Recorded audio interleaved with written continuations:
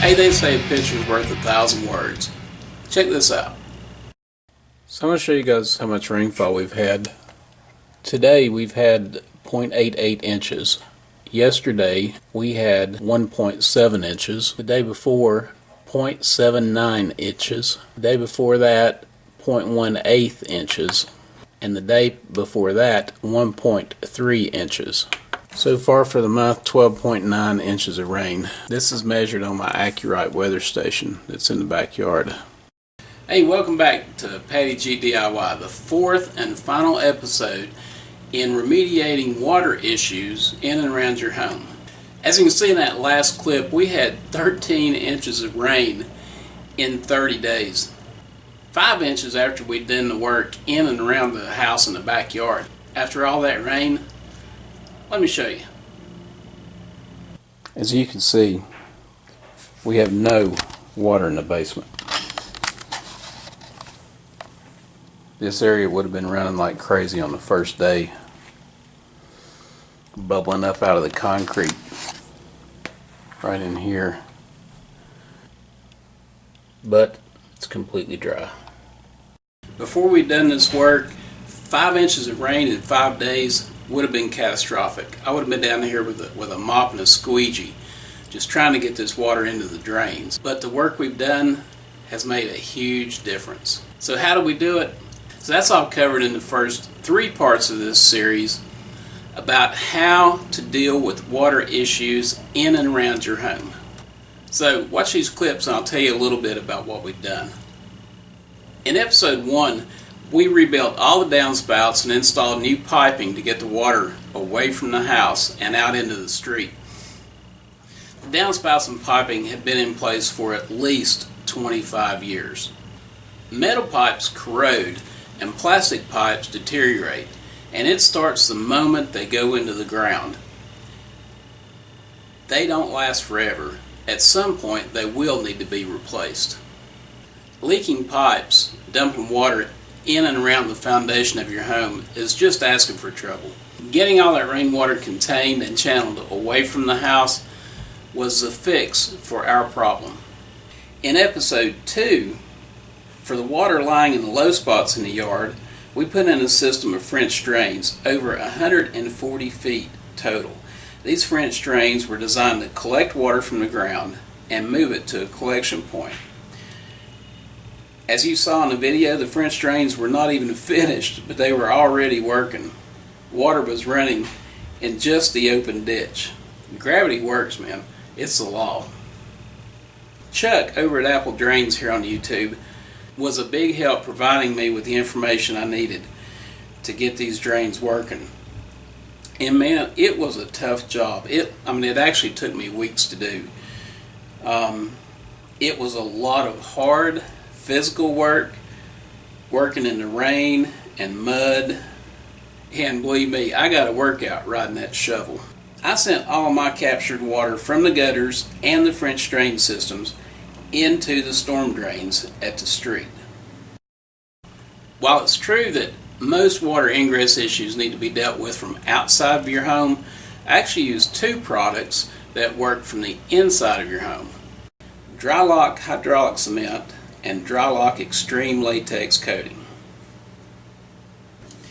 I use these products to seal up the joint between the basement wall and the floor slab, and also coated up the wall 2 blocks high, and I plan to coat all of the walls in the basement.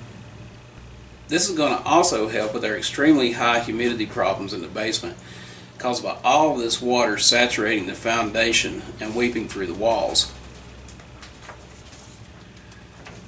Lots of folks use waterproof primers and coatings like a good coat of latex paint on the inside walls of their basements to keep humidity that wicks through from the outside and penetrating into your living area. The Dry-Lock Extreme and the Dry-Lock hydraulic cement I used worked fine to reduce humidity.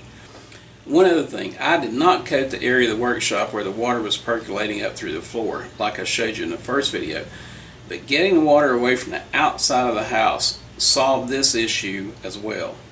It relieved the hydrostatic pressure the water was imparting on the foundation and slab, which solved my problem. Now I know you guys are dying to know what we found in the backyard while we were putting in the French drains. I alluded to this in the last video. Let's talk about that. While using the trencher back behind the house to dig the trenches for the gutters and the French drain, I hit something really hard. Now I stopped to make sure I wasn't on a pipe or a power line or something like that, which, call before you dig. So it's a very good idea. But anyway, the trencher started pulling up broken bricks after I started to bear down on whatever it was. And there was some sort of catchment system, like a catch basin or a mini septic system in the backyard right outside this window.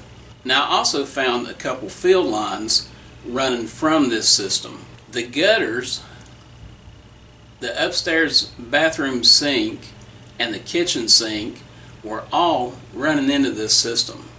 I did not fully excavate this box. After I saw what it was, I left it. I buried it back. I did not want whatever germs or bugs that were festering in there for the last who knows how long, 30 to 40 years maybe, since the house was built in the 60s. I didn't want to be exposed to that. So I buried it and I ran my pipe over this system, disconnecting the field lines and stuff so nothing else is going to go into that system. So my theory is this system was built when the house was built to contain the rainwater and the gray water. If you've got a camper, you know that term. There's gray water and there's black water. Black water is actually sewage. That comes from your toilets. Gray water is a term used for showers and sinks. It's dirty water, but by itself it doesn't pose a health threat. As this box filled up over time, the piping broke down, the box was full, field lines were probably full and then broken down over the years, ineffective. Field lines have to be replaced. I would check them every 10 years probably. But field lines have to be replaced from time to time, and I suspect that never happened. With the water out of here in the basement good and dry, we can continue work on this lower level. To be at this point in our home project is very exciting. And I work from home, so my office is going to be my next priority. And I am really looking forward to that. And listen, if you have any questions about what I did and why or how I did it, post your questions down below. I'll be glad to answer them for you. If you want to go back and catch up on the other videos in this series, I've created a playlist. Just click on that and it'll take you right there. And that is going to do it for this episode and this series. I really hope this information was helpful to you. If it was, post in the comments down below and tell me how you fixed your water problem. Don't forget to like, share, subscribe, and ring the bell. When you do, YouTube notices and they promote my videos. As always, thank you for watching. God bless. And we'll see you later.